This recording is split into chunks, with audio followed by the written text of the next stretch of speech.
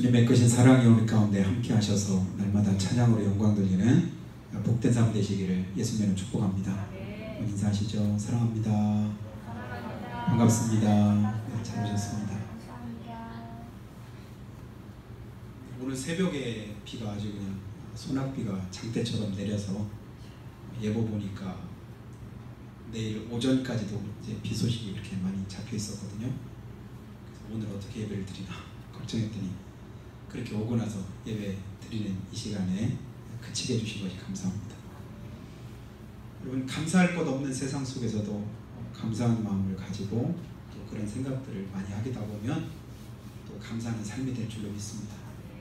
힘들고 어려울수록 생각을 밝게 하시고 또 좋은 생각 많이 하시고 특히나 영적인 그런 생각들로 여러분 어려움과 또 힘든 환경과 여건을 이길 수 있게 되기를 주님으로 축복합니다.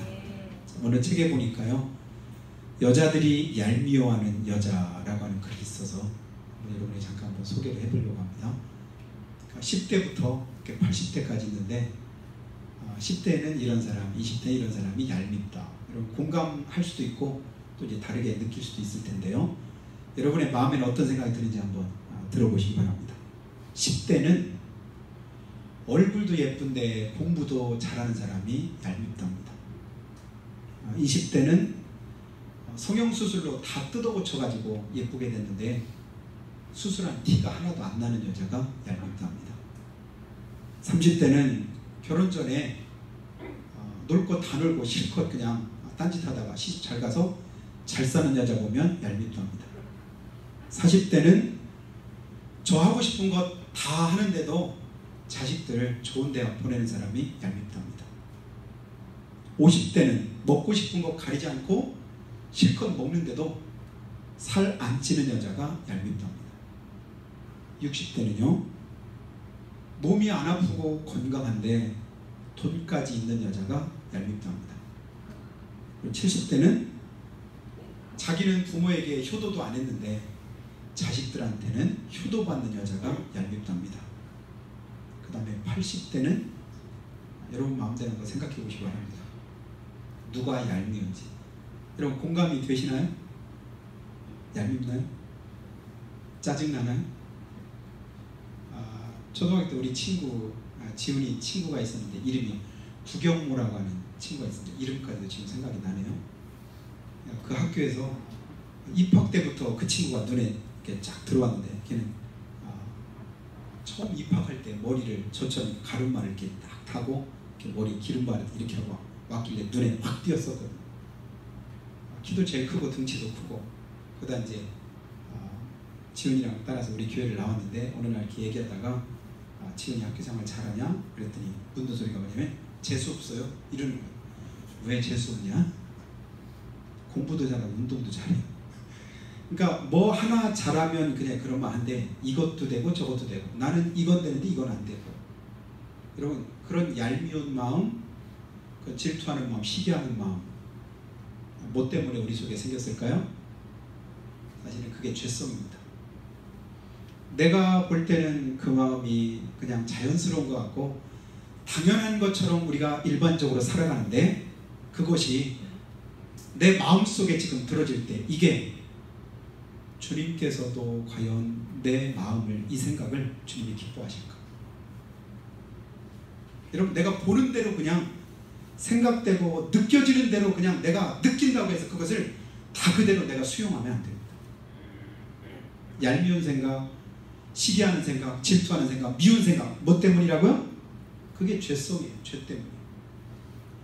죄로부터 나와지는 그런 생각들은 하나님의 뜻과는 전혀 다르다는 사실 정도는 우리가 다 알고 있지 않습니까?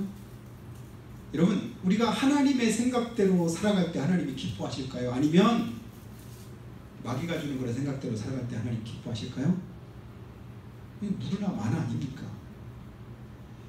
내가 하나님이 기뻐하시는 생각을 하고 하나님께서 원하시는 그런 마음을 가지고 있을 때 하나님도 기뻐하셔요. 다른 사람들은 다 그렇게 얄미워하고 시기하고 질투한다 할지라도 우리는 누구예요? 하나님의 자녀들입니다. 하나님의 성령을 내 안에 모시고 살아가는 믿음의 사람들입니다.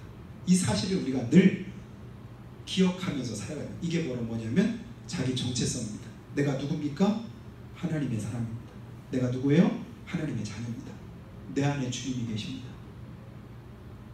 다른 사람들은 어떻게 생각할지 몰라도 우리 하나님만큼은 나를 알아주시고 나를 인정하신다고 하면 나는 그 길을 오히려 선택하고 그 길을 따라 사는 삶이 지혜롭고 복된 삶인 줄로 여러분 믿으시기를 바랍니다. 그래야 하나님 앞에 설 때 우리가 부끄럽지 않고 당당할 수 있게 되는 줄로 믿습니다. 이 얄미워하는 마음, 시기하는 마음, 질투하는 마음, 사실은 마귀가 좋아하는 마음이지 하나님께서 주신 마음은 아니라고 생각이 듭니다. 그런데 우리가 하나님의 뜻대로 하나님의 일을 하나님의 마음을 가지고 살아가느냐 아니면 마귀의 뜻대로 마귀가 원하는 그런 삶을 살아가느냐 다시 한번 우리가 돌이켜보고 여러분의 삶 속에서 하나하나 작은 것부터 주님이 원하시는 삶으로 바꿔가시기를 바랍니다. 그러다 보면 나중에 나도 모르게 주님 닮은 삶이 됩니다. 우리 이제 학교 다닐 때 이제 큰 바위의 얼굴이라고 하는 그런 이제 책이 있었습니다. 어느 마을에 아주 큰 바위가 있는데 큰 바위가 사람 얼굴처럼 이렇게 되는데 그러니까 이 동네에 이 바위를 닮은 그런 사람이 태어나면 그때 여기가 굉장히 아주 큰 인물이 이곳에 태어날 거다. 큰 바위를 닮은 그런 얼굴을 가진 사람이 이 동네에 태어나게 될 것이다. 그래서 어떤 아이가 어릴 때부터 도대체 어느 때 그 큰 바위 얼굴을 닮은 그런 사람이 태어날까 늘 자기 마음에 생각하고 꿈꾸고 그러면서 매일같이 바위를 쳐다보고 근데 어느 날 그가 성장이 돼가지고 어른이 됐는데 어느 날 누군가가 보면서 그렇게 말하더랍니다. 큰 바위 얼굴이 나타났다. 누군가 봤더니 누가 저 바위 얼굴을 닮을까? 저 바위를 닮은 사람이 언제 태어날까? 늘 그 바위를 바라보던 그가 어느 날 봤더니 그 바위를 닮아 있더랍니다. 우리가 지금은 주님을 닮은 모습이 아니다 할지라도 조금씩 주님 말씀대로 살고 주님 뜻대로 살다 보면 나도 모르게 주님 닮은 그런 모습으로 바뀌어질 줄을 믿습니다. 이게 성화의 삶이죠. 예수 믿는 그때보다 지금이 더 주님을 닮은 예수 믿기 시작하던 그때보다 지금이 더 은혜가 넘치는 그때보다 지금 더 기쁨과 감사가 있는 믿음의 삶으로 바뀌어져야 그것이 주님을 닮은 정상적인 믿음의 삶이라고 믿습니다. 어째 신앙생활 하면 할수록 이렇게 독살스러워질까? 어쩜 그렇게 말하는 것도 표독스러워질까? 어쩜 그렇게 까칠해질까? 어쩜 그렇게 성격도 그렇게 가까이 다가서기가 힘들 만큼 그렇게 표독스러울까? 그러면 신앙생활 잘못한 것이죠. 여러분 더더욱 주님을 닮아가는 믿음의 삶으로 생각부터 바꿔가시고 마음부터 달라지는 그런 삶이 되기를 바랍니다. 지난 주간에 성범죄로 고발당했던 서울시장이 자살하는 그런 사건이 우리나라뿐 아니라 해외까지도 토픽으로 나가지고 많은 사람들에게 적지 않은 그런 충격을 주고 있고 그 여파가 지금까지도 계속해서 이어지고 있습니다. 여러분 사람이 죽으려고 마음 먹으면 결국은 보면 죽게 되더라고요. 죽으려고 하는 그 생각 여러분 이 생각이 하나님이 주시는 생각일까요? 아니면 마귀가 주는 생각일까요? 어렵지 않잖아요? 마귀는 우리를 뭐 하려고 하냐면 늘 죽이려고 합니다. 왜요? 본래 태생이 그렇습니다. 도적이 오는 것은 도적질하고 죽이고 멸망시키려는 것 뿐인 것처럼 마귀는 늘 우리를 뭐 하게 하냐면 넘어뜨리고 잡아뜨리고 깨지게 하고 상하게 하고 실패하게 하고 결국은 멸망당하게 만드는 것이 마귀의 목적입니다. 그래서 생각 자체가 죽어야 되겠다 그러면 마귀가 그 기회를 절대 놓치지 않지요. 그 생각을 끝까지 이끌고 갑니다. 결국은 죽게 되더라고요. 여러분 내 속에 들어진 이 생각이 늘 하나님께서 내게 주시는 생각인가 아니면 마귀가 넣어준 생각을 분별하고 그 다음에 행동에 옮기시기 바랍니다. 한 번 더 생각해 보는 거예요. 한 번 더 곰곰이 한번 묵상해보고 그리고 난 다음에 여러분 지혜롭게 행하시기 바랍니다. 그래서 에베소서에 말씀한 것처럼 어떻게 행할 것을 자세히 주의하여 지혜 없는 자처럼 하지 말고 지혜 있는 자가 같이 해라. 주의 뜻이 무엇인가 이해해라. 주님 뜻이 무엇인가를 이해해라. 그래야 후회가 없다는 것입니다. 이게 진짜 주님 뜻일까? 이게 진짜 하나님이 기뻐하시는 일일까? 내가 이렇게 이런 마음 가지고 있는 것이 주님께서 원하시는 그런 삶일까? 다시 한번 돌이켜봅니다. 여러분 대답해 보시면 사람이 죽으라는 법이 있다 없다? 어렵나요?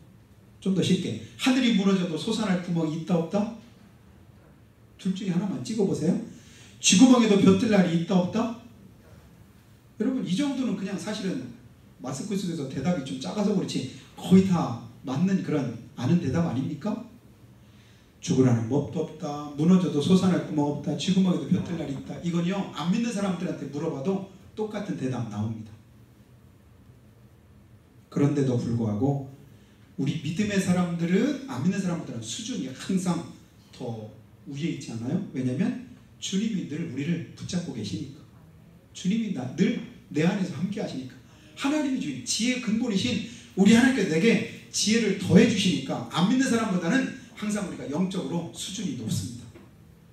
그러니까 생각도 삶도 믿지 않는 사람보다 훨씬 더 높아야 될 줄로 믿습니다. 마태복음 16장 보면요 베드로가 예수님께 이런 고백합니다. 주는 그리스도시고 살아계신 하나님의 아들이십니다.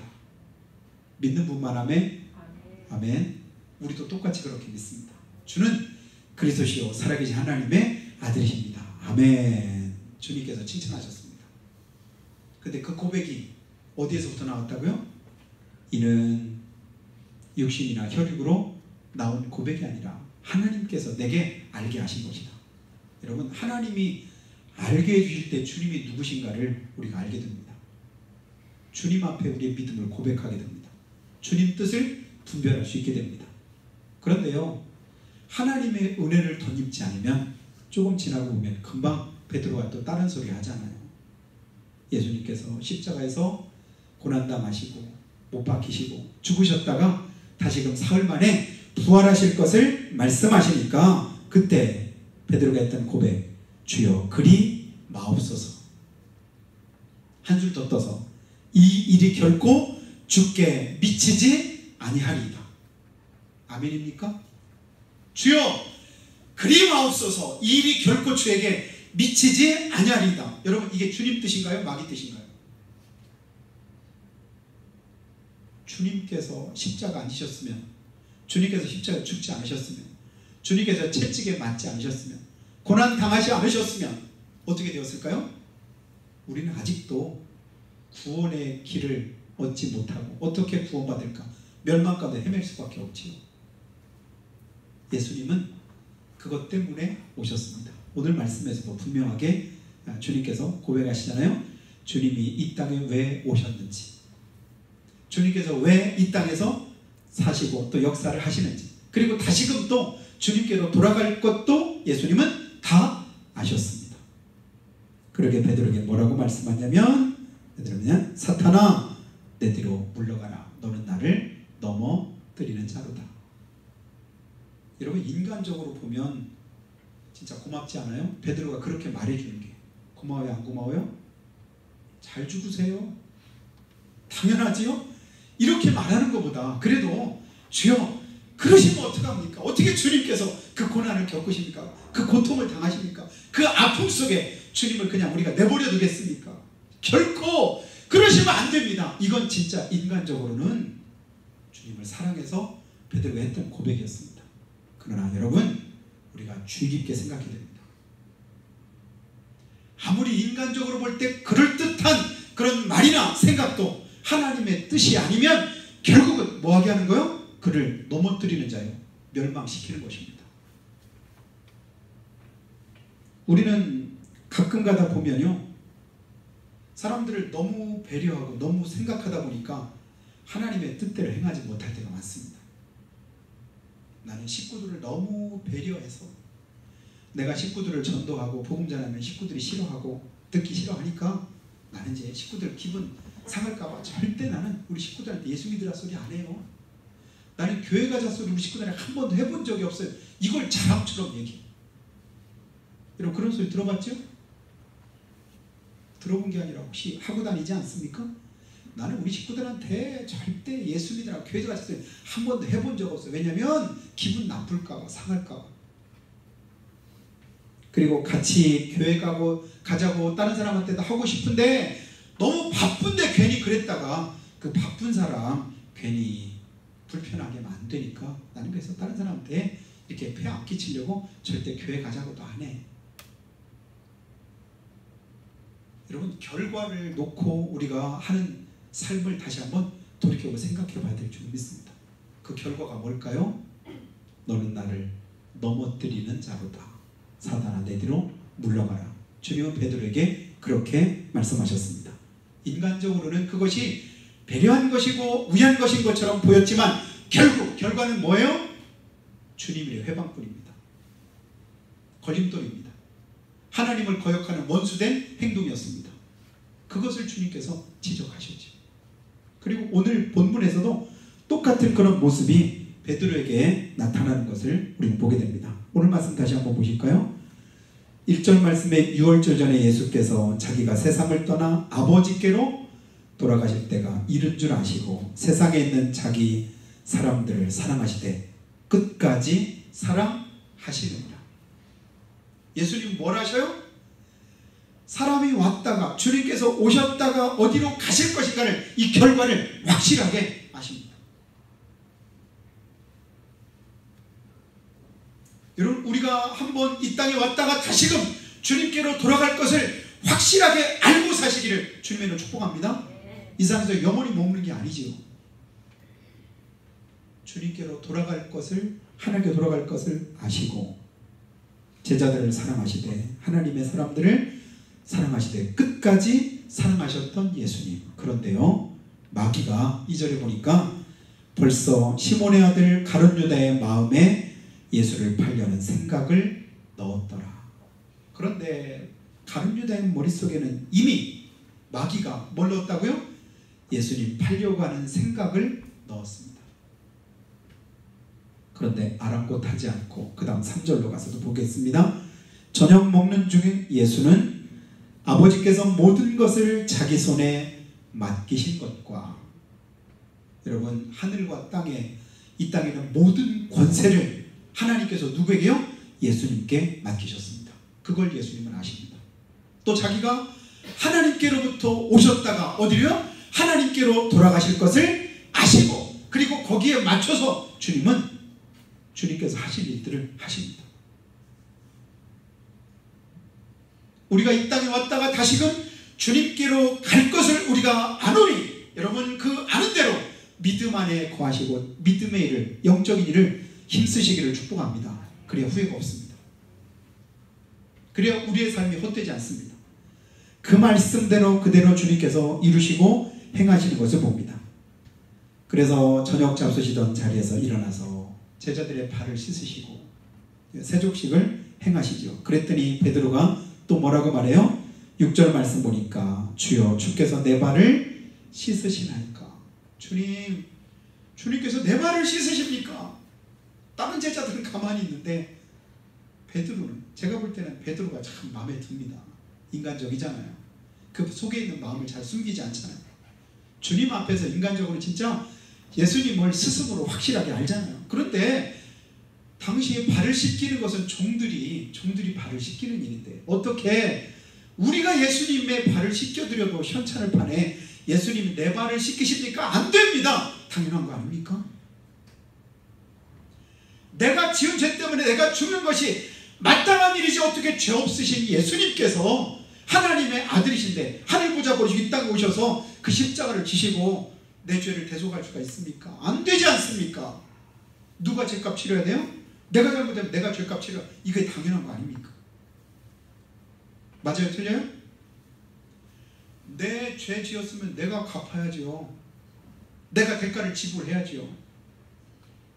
근데 하나님께서 우리를 사랑하사 대신 우리 하나님께서 우리 죄값을 치러주시겠답니다. 치러주셨습니다. 그리고 용서하셨습니다. 그리고 우리에게는 다만 믿기만 하랍니다. 주 이름을 부르기만 하랍니다. 그러면 용서하시고 구원해 주시겠다고 말씀합니다. 너희 죄가 주홍같이 붉을지라도 목과 같이 검다 할지라도 나오기만 해라. 나오기만. 고백만 해라. 그러면 눈과 같이 양털같이 희게 해주시겠다고 주님이 약속하시고 그 약속을 그대로 이루십니다. 정말 멋있습니다. 그러니까 주님이 다른 성경에 뭐냐면 그러면 너와 나는 아무 상관없다. 그랬더니 베드로가 뭐라고 해요? 그러면 내 몸 다 좀 한번 다 목욕시켜주세요. 이미 깨끗하게 된 사람은 발만 씻으면 된다. 오늘 말씀에는요 7절 보니까요 예수께서 대답하여 이르시되 내가 하는 것을 네가 지금은 알지 못하나 이후에는 알리라. 주님이 하시는 일을 네가 지금은 모르지만 이후에는 알리라. 여러분 우리가 믿음으로 살다가도 지금 내 앞에 놓여진 문제 앞에서 상황 앞에서 우리가 깨닫지 못하고 알지 못하는 일이 얼마나 많은지 모릅니다. 여러분 그렇다고 해서 내 눈에 보이는 대로 내 마음에 들어지는 생각대로 아무렇게나 우리가 살아가면 안 됩니다. 여러분 하나님의 말씀을 붙잡고 주의 말씀은 내 발에 등이요 내 길에 비치시니 그 말씀대로 나를 이끄시옵소서. 그 말씀에 붙들려서 살아가시기를 축복합니다.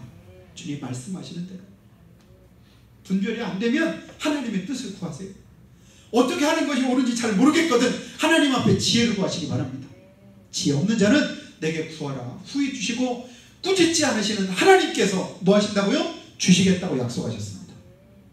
그냥 아무렇게나 들어지는 대로 하고 싶은 대로 그냥 내 생각대로 하다가 넘어지는 자 되지 말고 가룟 유다의 마음속에 넣어졌던 마귀의 그 생각 붙들고 가다가 결국 죽음의 길로 가지 말고 하나님의 뜻대로 행하시길 바랍니다. 주님이 말씀하시는 대로 주님이 명하시는 그대로 우리가 행할 때 결국 하나님의 뜻이 내 안에서 이루어지게 되지요. 여러분 쥐나 파리 잡는 끈끈이 여러분 아시지 않습니까? 조금만 뭐가 그냥 먼지나 이런 이제 여러 가지 탑식이들 우리 이제 충청도에서는 먼지 이런 것들 탑식이라고요. 그런 것들이 그냥 거기 가까이만 가도 탁 달라붙고 그냥 떨어지지도 않습니다. 파리도 쥐도 바퀴벌레도 온갖 것들이 거기에 붙기만 하면 그냥 떨어지지 않고 계속 달라붙어. 우리 생각도 가끔은 끈끈이 같을 때가 있습니다. 아무거나 그냥 다 와서 달라붙어. 보는 대로 그냥 가까이 스쳐 지나가는 대로 다 내 속에 달라붙을 때가 있습니다. 그런데 여러분 그대로 놔두시면 안 됩니다. 복된 생각 아니면 다 속히 떼어버리시기 바랍니다. 속히 가까이 하지도 마시기 바랍니다. 그래서 우리에게 주님께서는 뭐라고 말씀해요? 구원받은 하나님의 백성들은 더러운 것은 그 입에 말하지도 말라고 주님 말씀하시죠. 왜 그럴까요? 끈끈이가 달라붙으면 결국은 더러워지고 결국은 내 영혼에 악한 영향을 미치기 때문에 주님은 아예 입에 그 이름도 부르지 말라고 주님 말씀합니다. 거룩하게 구별될 것을 우리에게 명하십니다. 사랑하는 여러분, 우리가 생각하고 있는 것이 내 마음에 먹고 있는 것이 진짜 주님께서 원하시는 것인지 아니면 마귀가 원하는 것인지를 다시 한번 생각하면서 그 생각을 여러분 붙들고 살아가되 주님 생각 붙들고 복된 생각 붙드시기를 예수님으로 축복합니다. 그리고 여러분의 생각에 원수 마귀가 들어오지 못하도록 여러분 미리 차단하시기 바랍니다. 믿음의 방패를 드시고 그리고 구원의 투구를 쓰시고 그리고 여러가지 하나님께서 우리에게 명하신 그 말씀 그대로 온전히 성령의 능력과 은혜를 덧입어서 하나님의 말씀 안에 거하면 우리가 하나님의 뜻이 무엇인가를 분별하게 되고 그 뜻대로 순종할 수 있는 힘을 우리가 얻게 됩니다. 힘들다고 어렵다고 그냥 그 상황 속에 여러분을 내던지지 마시고 힘들수록 어려울수록 한 걸음 더 주님께로 나아가시고 주님 말씀을 더 가까이 하시기 바랍니다. 그래야 이길 수 있습니다. 끈끈이 달라붙으면 내 힘으로는 안 떨어집니다. 누가 떼주실 수 있을까요? 주님이 떼주실 수 있습니다. 떼주셔야만 우리가 떨어지게 됩니다. 인생 뭐 있냐 그냥 그럴 대로 될 대로 포기하고 살면 안 됩니다. 마귀는 우리에게 뭐하게 하냐면 자꾸만 낙심하게 하고 좌절하게 만듭니다. 그러나 주님 우리에게 뭐라고 말씀하셔요? 너희 안에 이 마음을 품으라. 곧 그리스도 예수의 마음이니. 주님이 주시는 마음이 내 안에 자리하지 않으면 엘리야 같은 그런 능력의 종도 한순간에 로뎀나무 아래서 낙심하고 좌절할 때가 있습니다.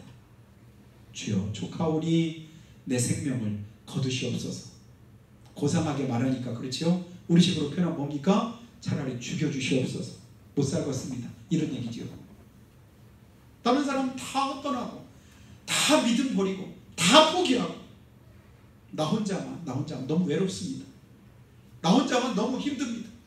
믿음 지키면서 행하기가, 하나님 말씀대로 살기가 이제는 생명의 위협까지 당하고 있는 이때 그만하고 싶습니다. 포기하고 싶습니다. 이런 얘기였습니다. 그러나 주님께서 뭐라고 말씀하시죠? 착각하지 말랍니다. 너 말고도 바알에게 무릎 꿇지 않은 거룩하고 깨끗한 내 종들 7,000명 남겨뒀다. 여러분 쉽게 생각하면 내 생각보다 하나님의 생각은 몇 배요? 7,000배 더 높으시다고 생각하시기 바랍니다. 나는 이게 전부라고 생각했는데 이것이 다라고 생각했는데 주님께서는 이보다도 훨씬 더 얼만큼? 7,000명이나 되는 7,000배나 더 되는 역사를 주님께서 이루고 계십니다. 여러분 아무리 힘들고 어렵다고 느낀 그것이 다라고 여기가 전부라고 생각하던 그 상황 속에서도 한 걸음만 더 나아가서 보면요, 진짜 나보다 더 힘든, 나보다 더 어려운, 훨씬 더 열악한 그런 환경 가운데 있는 사람들이 얼마나 많은지 모릅니다. 전에 인간극장을 보니까 어떤 사람이 있는데요, 한쪽을 머리를 한 뇌를 절반 이상인가를 다 이렇게 수술해서 잘라냈더라고요. 교통사고로. 그래서 오른쪽 또 팔 다리를 다 쓰지를 못하는 거예요. 나이가 30대 중반입니다. 근데 엄마가 일일이 그냥 다 매일같이 하루에도 몇 번씩 몸을 이렇게 스트레칭을 해주지 않으면 몸이 굳으니까. 그러니까 이제 그 아들을 수영을 이렇게 시키면서, 그러니까 한쪽으로만 이렇게 하니까 수영을 이렇게 이제 하는데, 근데 그 아들이 굉장히 이제 그러니까 말하는 거 보니까 굉장히 어렵고 힘든 상황인데도 불구하고 굉장히 재밌게 유머러스하게 표현들을 이렇게 많이 이렇게 하더라고요. 이렇게 물에 이렇게 들어가서 물에 어떻게 간신히 해가지고 하는데 그가 하는 말이 이럽니다. 이게 보기에는 쉬워 보여도요, 이게 얼마나 어려운지 몰라요. 그래서 뭐 하나 이제 간단하게 우리가 행하는 거, 우리가 뭐 하나 그냥 짚는 거 이런 거 있잖아요. 뭐 하나 짚거나 이게 보기에는 아무것도 아닌 것 같아도요, 이게 얼마나 힘들고 어렵게 연습해가지고 된 건지 몰라요. 근데 그 상황을 비관적으로 슬픔에 젖어서 하는 말이 아니라 소망 가운데서 진짜 힘들고 어렵고 낙심하고 좌절할 수 있는 상황이었었지만 그럼에도 불구하고 뭐 했다고요? 나는 이기고 또 이기고 노력하고 또 노력해서 이만큼 해냈다, 이렇게 자랑스럽게 얘기를 하고 있는 거예요. 이야, 대단하다. 그 의지력이 대단하다. 그 마음이, 그 생각이, 그런 마음을 가지는 것이 진짜 훌륭하다, 그런 생각이 들었습니다. 나만 이걸 마귀가 주는 생각입니다. 여러분, 우리 주님께서 오늘 1절에서 말씀했잖아요.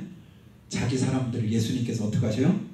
끝까지 사랑하시느니라. 여러분, 하나님께서 우리를 끝까지 사랑하십니다. 내가 힘들 때도 어려울 때도 도저히 답이 안 나오고 어떻게 할 수 없는 그런 환경과 여건 속에서 주님은 끝까지 나와 함께 하십니다. 원수 마귀가 우리를 죽이려고 생각부터 마귀에게 끌려서 결국은 유다는 죽음에 이릅니다. 여러분, 주님께서 주시는 생각 가지고 사는 길로 나오시기를 예수님을 축복합니다. 주님, 내게 생각부터 마음부터 바꿔주시고 주장해 주시고 인도하셔서 살 길로 나아갈 수 있도록 은혜를 베풀어 주세요. 그리고 입버릇처럼 우리가 자주 하는 말, 어쩔 수 없었어요. 어쩔 수 없어요. 어쩔 수 없어요. 우리가 자주 하는 말은 어쩔 수 없어요. 이 말 자주 하잖아요. 여러분, 그게 습관이 되면 안 됩니다. 어느 순간에는 그 말도 이제는 끊을 줄 알아야 돼요. 왜 그럴까요? 어쩔 수 없었어요. 그분 신앙생활 하는 거 보세요. 5년 전하고 지금하고 얼만큼 바뀌었나? 10년 전하고 지금하고 얼만큼 바뀌었나? 한번 가만히 보세요. 입버릇처럼 어쩔 수 없었다고 자주 말하시는 분들의 그런 삶의 모습들을 보면 별반 변화가 별로 없더라고요. 어쩔 수 없는 게 아니라 어쩔 수 없다 할지라도 주님은 오늘 우리에게 뭐라고 말씀하셔요? 내게 능력 주시는 자 안에서 내가 모든 것을 할 수 있느니라. 할 수 있거든이 무슨 말이냐? 믿는 자에게 능치 못할 일이 없느니라 주님 말씀하시지 않습니까? 이런 약속의 말씀을 붙잡고 어쩔 수 없는 그 환경을 뛰어넘어야 그 다음 어쩔 수 있는 길로 나아가죠. 어쩔 수 없어. 내 한계가 여기야. 나 못해. 나 안 돼. 우리나라에서 최초로 여러분 IQ 천재인 천재 회장을 했던 일기 회장했던 그분이요, 30 몇 살까지만 해도요 그분은 자기는 보통 사람보다도 못한 사람이라고 생각하며 살았답니다. 자기는 그렇게 똑똑하고 천재인 줄도 모르고, 근데 어느 날 보니까 자기 IQ가 160이 넘는 거예요. 안 놀라시네? 여러분 100 안 되는 사람도 많이 있어요. 130 넘으면 굉장히 좋은 머리예요. 서울에 있는 명문대가는 130 이상 정도 돼야 됩니다. 근데 150 이상 되고 이러면 천재 소리 되고, 이분이 근데 뒤늦게서 자기가 천재인 걸 한 거예요. 그때부터 노력했습니다. 그러다 보니까 이 하는 대로 그냥 되는 거예요. 그냥 내가 천재구나. 자기 천재성을 발견하고 하다 보니까, 그래서 우리나라 최초 천재 학회부 회장인가를 이분이 됐답니다. 우리 주님이 우리 안에 계십니다. 그 주님이 내게 능력 주십니다. 나와 함께 하십니다. 세상 끝날까지 나를 지켜주시마 약속하셨습니다. 오늘 그 주님께서 지금은 너희가 모르지만 이후에는 뭐하리라고 말씀하셔요? 이후에는 아니라 지금은 내가 믿음으로 순종하는 일이, 믿음 가지고 사는 일이, 하나님 말씀대로 행하는 것이 어떤 결과를 가져올지 잘 모르지만 결국은 알게 되는 때가 올 줄로 믿습니다. 여러분 그날을 생각하시기 바랍니다. 그 결과를 주님께서 주장하시고 이끄실 것을 여러분 믿으시면서 죽이는 생각 붙잡지 말고 살리는 생각 붙잡고 믿음 안에 안주가서 승리하시는 귀한 축복이 있기를 예수님의 이름으로 축원합니다. 같이 한번 기도하실 때, 하나님 주님께서 나를 붙들어 주시기를 원합니다. 나를 지켜주시기 원합니다. 내 생각 속에 역사해 주시기를 원합니다. 다들 힘들답니다. 어렵답니다. 근데 나도 덩달아서 남이 힘들다고 하니까, 어렵다고 하니까 나도 그냥 어렵다고 말합니다. 근데 또 한 걸음 더 나가서 나만 힘들고 나만 어렵고 나만 괴롭다고 또 마귀가 우리를 속일 때가 있습니다. 여러분 그 생각에 속으면 안 됩니다. 우울증의 그 나타낸 현상 가운데 그건 바로 나만입니다. 엘리야도 하나님의 은혜와 능력을 덧입었을 때는 850명 앞에서도 당당할 수 있었고 전혀 주눅들지 않았었지만, 자기 자신 안에 갇히다 보니까 노뎀나무 아래서 죽기를 주님 앞에 구하면서 낙심하고 좌절했던 것을 우리가 보게 됩니다. 하나님 영적인 분별력을 우리에게 주시고 우리 마음과 생각을 주님께서 주장해 주시기 원합니다. 내가 주인 노릇하려고 하는 불신앙의 못된 생각을 단호하게 잘라버리고 이제는 주님께서 주신 생각 가지고 죽을 생각 내려놓고 살리는 하나님의 생각대로 믿음 안에서 승리하는 복된 삶 되도록 축복해 주시라고 한 목소리로 고백하며 기도하겠습니다. 거룩하신 아버지 하나님,